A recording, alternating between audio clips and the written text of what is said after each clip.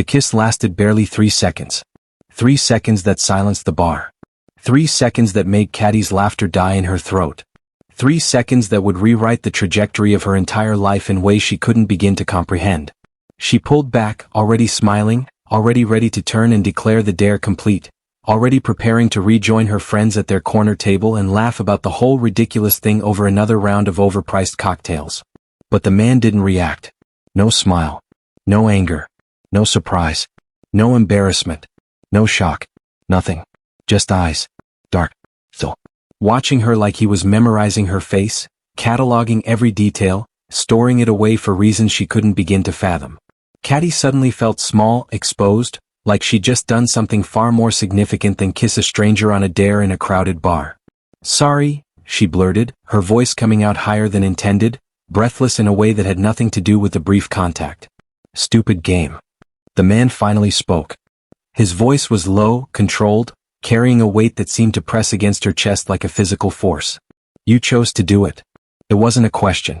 It was a statement of fact, an acknowledgement that she'd made a decision and now had to live with whatever consequences followed. Katty nodded, her heart racing in a way that had nothing to do with the alcohol coursing through her system. "Yeah, I did." For a moment he stepped closer, not touching her, but close enough that she felt trapped by his presence alone. Close enough that she could smell his cologne, expensive and subtle, something woody and complex. Close enough that she had to tilt her head back slightly to maintain eye contact. "Be careful," he said quietly, and it sounded like a warning, like a prophecy, like something she should have paid far more attention to than she did. Then he stepped back. Just like that. Creating distance, releasing her from whatever spell had held her frozen in place. Katty walked away laughing too loudly, pretending nothing had happened, pretending her hands weren't shaking, pretending she couldn't feel his gaze burning into her back like a brand. She didn't see the way the man turned slightly, adjusting his position in the shadows with deliberate precision. She didn't see how his gaze followed her all the way to the door, tracking her movements with the focus of someone who never stopped watching, never stopped calculating, never stopped preparing for threats she couldn't see. An hour earlier the dare had felt harmless. Girls' night out. Loud music thumping through speakers that had seen better days. Bad decisions that would become good stories. The kind of night Katty needed after working double shifts all week at the restaurant, after dealing with difficult customers and impossible demands and a manager who thought breaks were a suggestion rather than a requirement. "He's perfect," her friend Mira whispered, gesturing toward a corner booth with exaggerated secrecy, her words slightly slurred from the 3 mojitos she'd already consumed. "The most serious guy in the bar. I dare you to kiss him."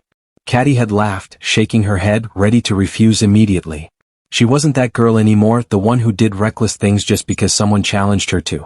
She'd grown up, gotten responsible, learned that actions had consequences that couldn't be undone with apologies. But then she looked. Really looked. Bora sat alone in a booth that seemed deliberately chosen for its isolation from the rest of the bar. No phone in his hand. No drink on the table. No friends nearby. No distractions. He simply sat there, watching the room with the kind of attention most people reserved for important business meetings or dangerous situations. He looked like he didn't belong in this casual neighborhood bar with its sticky floors and neon signs, and like no one would dare question his presence. Dark hair swept back from a face that could have been carved from marble by an artist who understood both beauty and danger. Sharp jaw shadowed with stubble that looked intentional rather than lazy. High cheekbones. Eyes that seemed to see everything while revealing absolutely nothing. He wore a black shirt, perfectly fitted, expensive without being flashy. Everything about him screamed control, power, danger wrapped in civility and expensive fabric. Katty laughed it off initially, making excuses, claiming she wasn't drunk enough for this particular brand of stupid. Until Mira made it a double dare. Until the other girls started chanting, drawing attention from nearby tables. Until Katty's pride kicked in and she found herself walking across the bar, her heels clicking against the worn wooden floor, her heart hammering against her ribs with each step. Up close he was different. Not flashy. Not charming. Not like the men who usually caught her attention with big smiles and bigger promises that evaporated in the morning light. Dangerously calm. "Hi," she'd said, her voice steadier than she felt, forcing confidence she didn't possess. "My friends dared me to kiss you. I know it's stupid, but—" "Then don't," he'd interrupted, his voice carrying that same controlled tone, giving her an out, offering her escape from a situation she'd created. But something in his eyes had challenged her. Not mockery, not amusement, not the patronizing patience men sometimes showed when women did foolish things. Something else. Something that made her want to prove she wasn't afraid, that she could be brave even in stupid ways. So she leaned in and kissed him. And when she kissed him, something shifted in the air between them. Not sparks, not the electric attraction romance novels promised with their breathless descriptions. Something heavier, something that felt like gravity changing, like the world tilting slightly on its axis and everything sliding toward a new center. His lips had been warm, firm, unmoving. He hadn't kissed her back, hadn't participated in any active way, but he hadn't pulled away either. He'd simply allowed it, accepted it, endured it with that same unsettling calm that seemed to be his default state. When she pulled back, breathless and confused and suddenly questioning every decision that had led to this moment, he'd watched her with those dark eyes that seemed to see straight through every defense she'd ever built around her heart. Bora didn't chase her afterward. Didn't ask for her name. Didn't make any of the moves men usually made when they were interested, when they saw an opening they wanted to exploit. He just watched. From across the room, through the crowd and the noise and the chaos of a Friday night, he studied the way she laughed with her friends. The way she threw her head back when something genuinely amused her, uninhibited and real. The way she frowned at her phone, reading something that made her shoulders tense, then deliberately smiled like she'd chosen happiness over whatever negative message had arrived. She wasn't trying to impress anyone. Wasn't performing for an audience. She was just herself, unguarded in a way that people rarely were in public spaces. That made her dangerous. Because Bora had built his entire life on control, on distance, on never letting anyone close enough to matter. And this woman with her ridiculous dare and her genuine laughter had somehow slipped past his defenses in 3 seconds, had made him feel something he'd thought he'd successfully buried years ago. Interest. Curiosity. What? The next morning, Katty woke up wishing she could forget the kiss. She couldn't. Before we dive deeper into this story, click the subscribe button and tell us where you are watching from in the comments section. If this story moves you, share it with someone who loves a good tale. Do not forget to subscribe and hit the notification bell so you never miss another story. The memory played on loop like a song she couldn't get out of her head.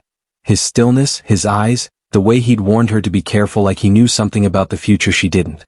The way her heart had raced not with excitement but with something that felt uncomfortably like recognition, like meeting someone she'd known in another life. Her phone buzzed on the nightstand, dragging her from her spiraling thoughts. Unknown number, Katty. Her stomach flipped, anxiety spiking instantly through her nervous system. Just her name. Nothing else. No context, no explanation. She stared at the screen, debating whether to respond or block the number immediately and pretend this had never happened. Who is this? The reply took a moment, just long enough for her imagination to run wild with increasingly unlikely possibilities.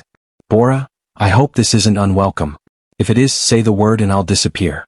That politeness unsettled her more than arrogance would have. Most men who tracked down women's phone numbers weren't typically concerned with consent or comfort. They took what they wanted and apologized later if at all. How did you get my number? Bora, I asked. No emojis. No casual abbreviations. No flirting or playful banter. Just straightforward honesty that somehow felt more intimate than any pickup line she'd ever heard. Ato. Bora, your friend. Mira. She was surprisingly cooperative once I explained my interest. Of course she was. Mira had probably handed it over the moment this mysterious stranger had shown even the slightest interest, probably giggling the entire time, probably already planning Katty's wedding in her head. Why are you texting me? The pause was longer this time, long enough that Katty wondered if he'd reconsidered, if he'd decided this was a bad idea after all, if sanity had prevailed. Bora, because I didn't like the idea of never seeing you again. Katty's breath caught in her throat. She read the message 3 times, looking for hidden meanings, for manipulation, for the trap that surely existed somewhere in those simple, direct words. She told herself to say no. Told herself that men who sat alone in dark corners, who inspired visible fear in bartenders with just their presence, who could track down phone numbers through sheer force of will, those men were dangerous in ways that went beyond physical threat. Instead she typed, "One dinner." The response came immediately, like he'd been waiting with his phone in hand, poised to respond the moment she agreed. Bora, tomorrow. 7. I'll send the address. Not a question. A statement. But somehow not demanding either. Just confident that she'd show up, that curiosity would win over caution, that whatever connection had sparked between them was strong enough to overcome common sense. He was right. The restaurant was quiet. Expensive. Controlled. Too controlled. Katty noticed it immediately when she arrived, her server's instincts picking up details that most civilians would miss. The way conversation seemed to lower in volume as she passed, the way staff moved with precision that spoke of training beyond standard customer service, the way two men stood near the entrance not eating, not drinking, not doing anything except watching the room with professional vigilance. Bora stood when Katty arrived, the gesture old-fashioned and somehow unsettling coming from a man who looked like he could break someone in half without raising his voice or breaking a sweat. His presence filled the space instantly, commanding attention without demanding it, drawing eyes like gravity. "You came," he said, and she heard genuine surprise beneath the calm exterior. "I said I would. People say many things." There was no bitterness in his voice, just observation, just the acknowledgement of a fact he'd learned through experience. Katty settled into the chair he pulled out for her, hyper-aware of every movement, every detail, every small gesture that revealed more than words could. "I prefer quiet," he said, gesturing to the private corner table, isolated from the handful of other diners scattered throughout the elegant space. "People seem to know you," Katty noted carefully, watching how the waiter had practically bowed, how the hostess had smiled with nerves tightening the corners of her mouth. "They do. What do you do, Bora?" "I run businesses." She leaned in slightly, refusing to let him deflect with vague non-answers. "That's vague." He didn't deny it. Didn't elaborate either. Just watched her with those dark eyes that seemed to calculate 1,000 things she couldn't see, processing information she hadn't consciously provided. The meal progressed in strange comfort. Bora asked questions. Real questions, not the surface-level getting-to-know-you script most first dates followed like a social roadmap.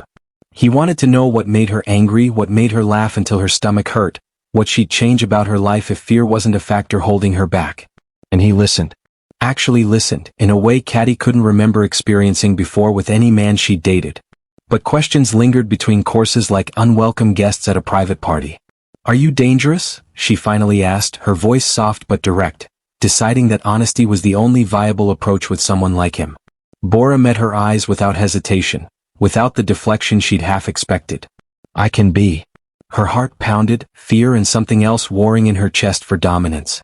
"But not with you," he added, and it sounded like a vow, like a promise carved in stone. When they stepped outside into the cool night air, Katty felt lighter somehow, like she'd passed some invisible test she hadn't known she was taking. Then a black car rolled slowly to the curb, silent and ominous, its tinted windows reflecting the streetlights like dark mirrors. The window lowered halfway, revealing a man in his 50s with cold eyes and a face that had clearly seen violence up close and personal. "Mr. Bora," the man said, his tone respectful but urgent, carrying news that couldn't wait. "We need a word." Bora moved immediately, positioning himself between Katty and the car, not touching her but shielding her instinctively, his body language shifting from relaxed to alert in a heartbeat. "Not now," Bora said, his voice dropping into something sharp and absolute, the voice of someone used to being obeyed without question. "It's about the shipment. The situation with—" "I said not now." The man in the car nodded once, understanding more than had been said, the window rising as silently as it had descended, the vehicle pulling away into traffic like a shark sliding back into deep water. Bora turned back to Katty, and she saw something in his expression she hadn't seen before. Conflict. Regret. The weight of choices made long ago. "This," he murmured, his voice barely above a whisper, "is what I tried to warn you about." Bora gave Katty a choice. They stood on the sidewalk outside the restaurant, the soft light spilling onto the pavement behind them, the city moving around them like they were standing in the eye of a storm, untouched by the chaos swirling just beyond reach. "You can walk away now," he said calmly, evenly, giving her the out she probably should take if she had any sense of self-preservation. "No explanations. No complications. I won't contact you again. You can forget this ever happened." She didn't walk away.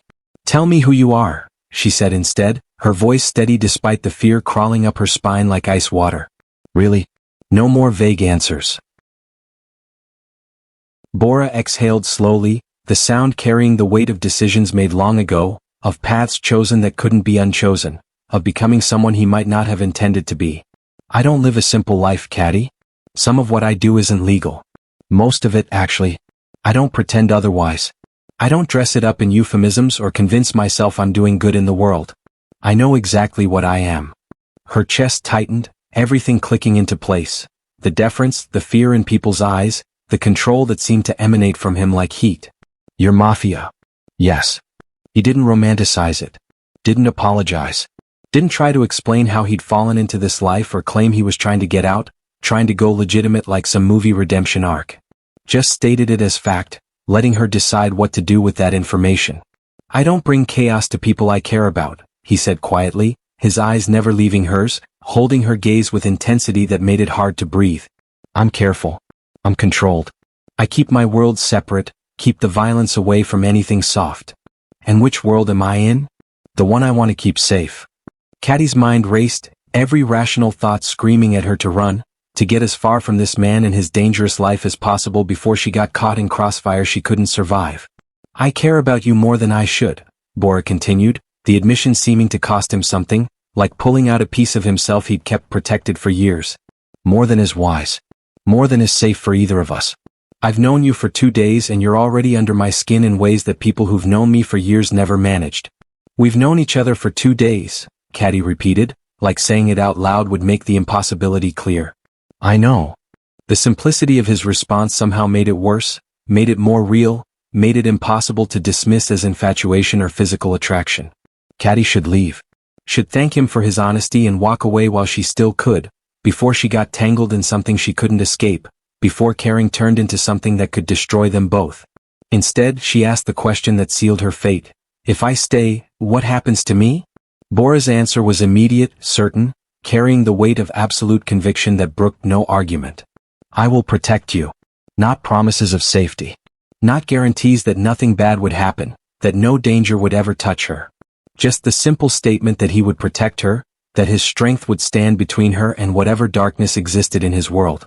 That's not the same as being safe, Katty said. No, Bora agreed without hesitation. It's not. She looked at him, really looked at him. Saw the man who'd warned her to be careful, who'd given her every opportunity to walk away, who'd been honest when lies would have been so much easier. 1 week, she heard herself say. Give me 1 week to think about this. To decide if I can live with knowing what you are, with understanding what being with you means. Bora nodded slowly, accepting her terms even though she could see it cost him. 1 week. But Katty? Yes. The people in my world, they notice things. They notice when I'm distracted. When I care about something or someone. If they see you with me again, if we're photographed together, if word spreads. They'll know I matter to you, she finished. Yes. And that makes you valuable. To my allies as leverage, to my enemies as a target. Then I'll be careful too. But being careful wasn't enough.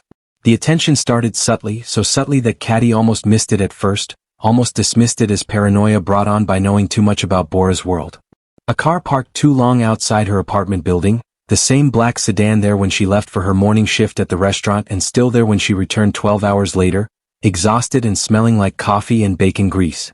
A stranger at the coffee shop who seemed to know her name without her providing it, who smiled too familiarly when she ordered her usual double espresso.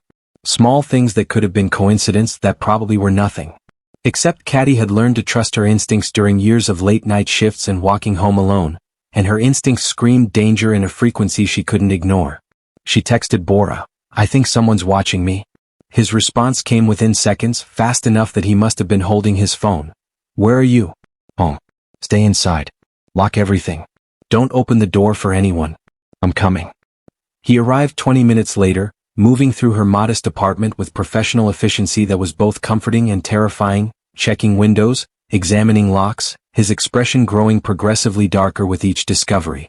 These locks are worthless, he said flatly, his voice tight with controlled anger. The fire escape is accessible from the alley.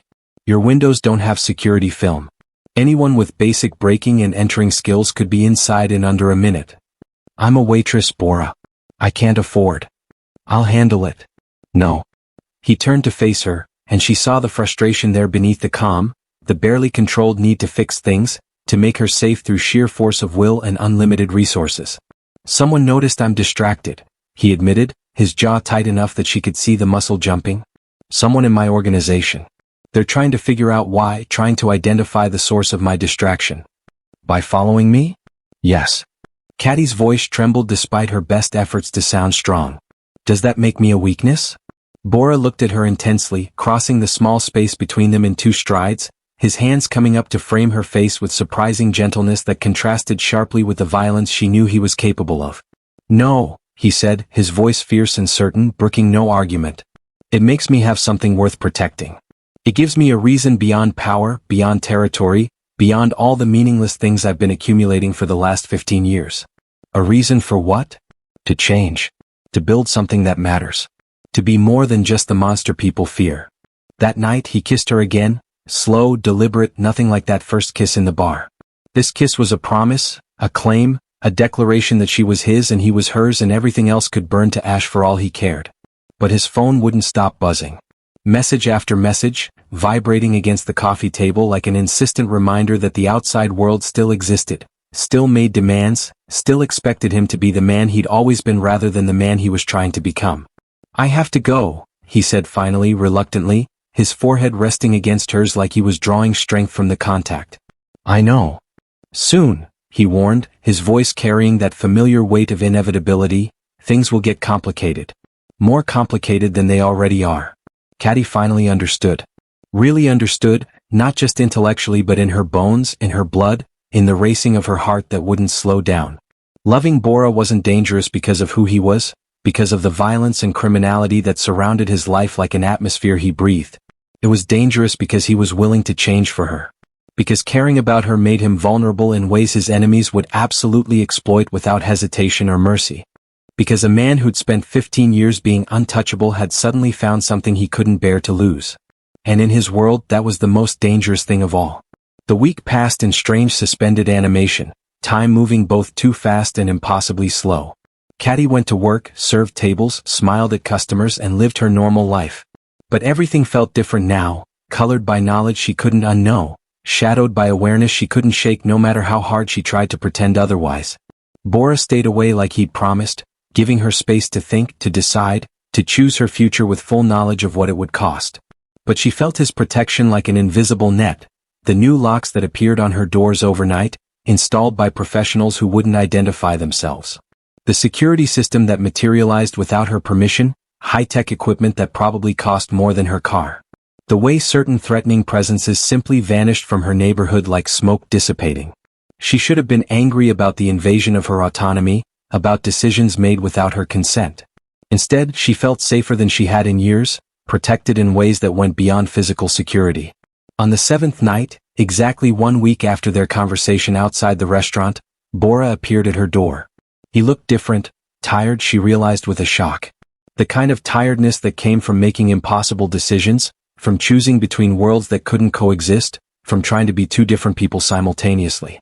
If you stay with me, he said without preamble, without greeting or small talk, his voice soft but certain, your life won't feel simple anymore.